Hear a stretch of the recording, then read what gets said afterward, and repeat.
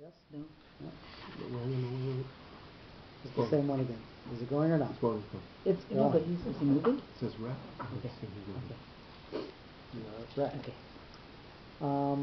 So Avram is specifically locating himself where the maximum number of people will pass by him and be influenced by him. And again, we have an alternative definition for this. After departing from the flatland of Ur, the new position offered a rising from there to higher physical levels, which affected spiritual ascendance. And again, with the intonation, which the way that you sing Kadma V'Azla, you certainly feel that you are going somewhere that is elevated. And the question being, is the physical elevation symbolic of the spiritual elevation? Certainly, we're drawing that inference with the second definition of Misham, and certainly when you say from there, you want to contrast it with the way that it is different from there where he was before. I'm just not sure that every place that is higher is really more spiritually elevated. But we'll leave that point. Certainly, we have the model of Har Sinai being the lowest of all the surrounding mountains.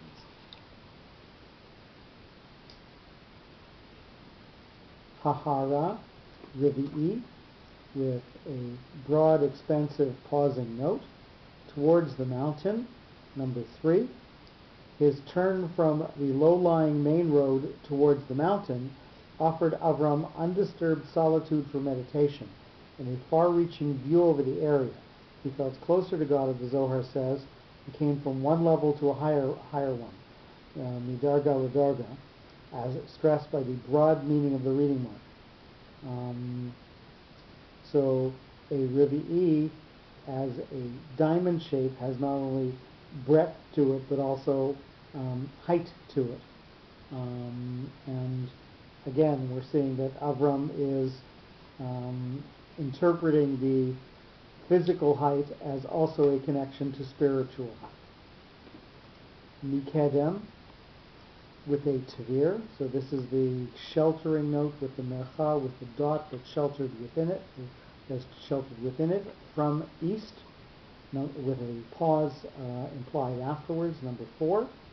Because the road was on flat land next to the sea, Latin via Maris, Avram's approach to his chosen resting place was from east, away from traffic and commotion, as denoted by the shape of the related reading mark.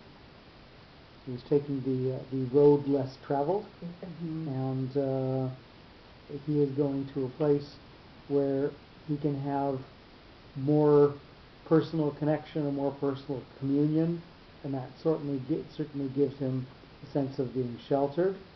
Levet El, or Beit El. It's interesting how, I guess it's the only way to fit it in, but that I guess, in the Torah there's no vowels, but how it had to be written off center here.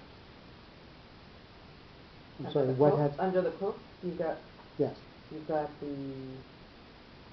You have to move the vowel to the side in order to put the note there. Yeah, but then I realized it's not, you don't have the vowels in the Torah anymore. It's the first time we've seen that in quite a while. Note.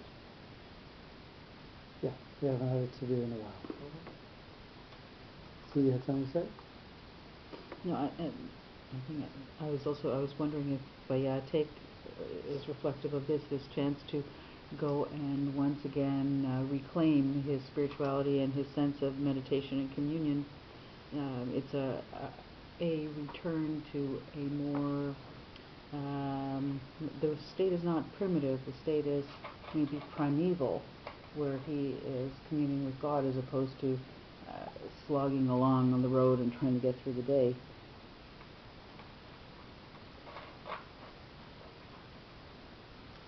So we're seeing Avram, who up until now has been accreting more and more and more followers, all of a sudden seek a little bit of solitude after he's had revelation, after he's had God speak to him and say that there is going to be more permanence to Avram's thought. Right? Up until now, up until that last sentence, Avram was just told, "Go, and I'm going to make you something, but this is the first time that I'm going to make you something actually manifests itself." God giving him specifically the promise of the land, and him creating a physical tie, which then he needs to separate himself out and meditate for a little bit to know, to consolidate what he has and what he has to give. And then we'll see in the rest of the sentence that he's going to start giving that away again.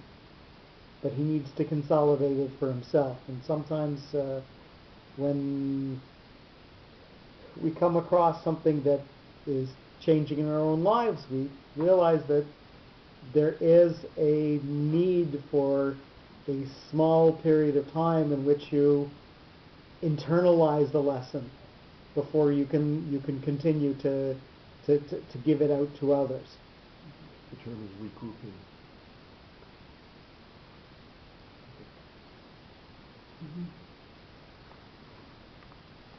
We will regroup and continue. Levitel number 5 with the Tifcha. This is going to focus us backwards on what's come from before and pause slightly afterwards. For Beit El number 5, he also tried to keep distance from the gathering of caravans that were aiming for Beit El, which was a customary stopover as referred backwards by the directional shape of the reading mark. So here we're using the backwards focus to say that's what used to be the place that Avram was trying to put himself in the middle of the throng so that he could be an influence. And here we see him seeking solitude for that short period of time. So Beit El and all the throngs are over there. And Avram is going to pause over here. Vayet, and he spread with a munach. So this is going to separate us more strongly from what's come from before and mostly move us onwards from there. I'm sorry, we have another alternate interpretation. Mikedem dash Lebeit El, from antiquity to house of God. Kedem or Kodem is something that came from before, and you're moving from that idea of what was there before to Beit El, to a house for God. By his meditation, Avram comprehended the time span from antiquity, Mikedem, until restitution of the house of God, Malchut Shamayim, at the end of times, Acharit Yamim, as mentioned by Yaakov.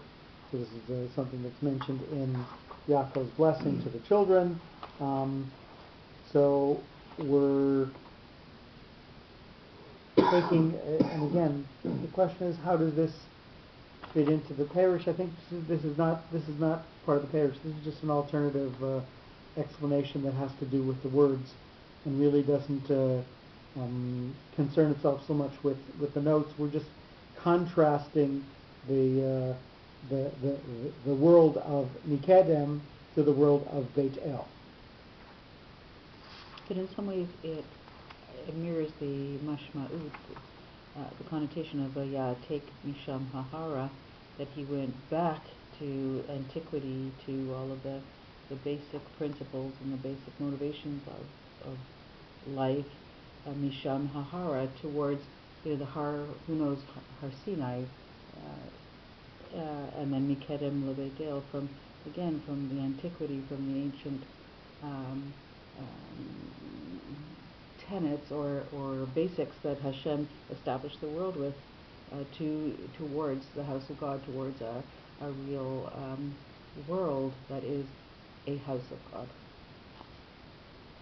So Torah certainly is poetic in that we will often see a single concept mirrored in the next phrase or in the next half of the sentence, where you have a similar expression of the same thing, with perhaps either a change in emphasis or a change in focus. And again, Vayatek taking atikut, from there, from what it used to be, Ahara, to something that is higher. And again, Mikedem, things that happened from before. Levet El is just another poetic expression of Vayatek Misham Ahara. So quite often we will see that type of phraseology in the quote-unquote poetry of Torah. Vayet, and he spread, with the Munach, number 6. He evaluated a suitable site for accommodation, and he spread out the necessary facilities for everybody's needs in his camp, as suggested by the shape of the reading mark. So all of a sudden, Avram has completed his meditation. He's completed his need to be separate from others, and he has inculcated the lessons, and he's ready now to take what he's got and to give it to others. So he is separating this time of personal meditation from his task going forwards. Aholo, number 7, his tent, with the stabilizing eknachtah. Before putting up his tent, Avram began with convenient placement of his wife and the participating women, as expressed by the stabilizing shape of the reading mark. So, normally the words aholo would end with a vav to be a male expression of it, but we see here the word aholo ends in a he, which could be read as ahola, her tent, not his tent. So Rashi specifically tells us that Avram was very careful and diligent to make sure that Sarah's tent and those of all of the women and people dependent to him were put up before his own tent was. So that's why we have a change in spelling of the word, and in doing that we gain the stability of making sure that everybody who is in the place with them knows that they are being looked after, and that again lends stability to the entire concept of somebody who is an oser chesed, somebody who is a paradigm of kindness and charity. Beit El, with a mapach, so this is going to take what we had before and narrow it in focus. Number 8. From his position, Avram could see the settlement of Beit El, and he could anticipate rescue operations in case of need, as specified by the shape of the reading mark. So he's going to take whatever is in Beit El, and he's going to then use whatever elements he needs for his own purposes by having a settlement that is near it, where he can observe it and use it for his needs, and not have it being something that is above him or commanding him. So Avram's position in all of the places that he has been in before was someone who was less than the ruler of the local town or the thought of the local town. And now he's put himself in a position where he is outside of town, and anybody who is going to come to him will be influenced by his thought, because he is the king of his own castle. He's the one who's in charge of the philosophy at this little roadside inn at the wayside, rather than him being under somebody else's thumb so directly. Miyam, from sea, with a pashta. This is going to focus us forwards and emphasize the word slightly. His view was unobstructed starting from C on the west, which was distant from his location, as illustrated by the directional shape of the reading mark. So it's from the sea that's over there. You have to sort of look broadly with the pashta telling you that it's way over there. V'ha'ai, with a munach, as part of a zakef katon. I'm just noticing the next note is not on the word, but we'll get there. Number 10. Avram had a wide view that could observe simultaneously, and the ayi, which was on the other extreme, as conveyed by the shape of the reading mark. So the munach tells us there's a separation, and it's something that's off forward from there. So we're saying we've got this over on this side and that over on that side, and we're marking that distance by having the separation which a munach affords us.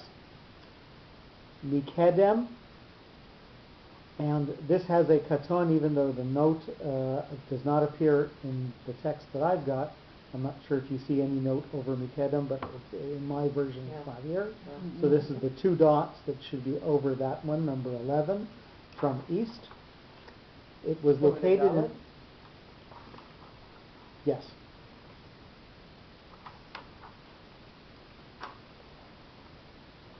No, over the Kuf. I'm sorry.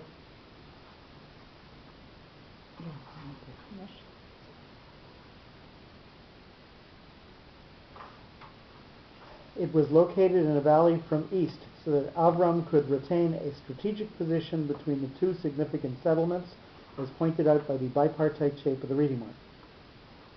So again, Avram is sitting in between 2 important places where people tend to go from A to B, and he has a view of both of them, and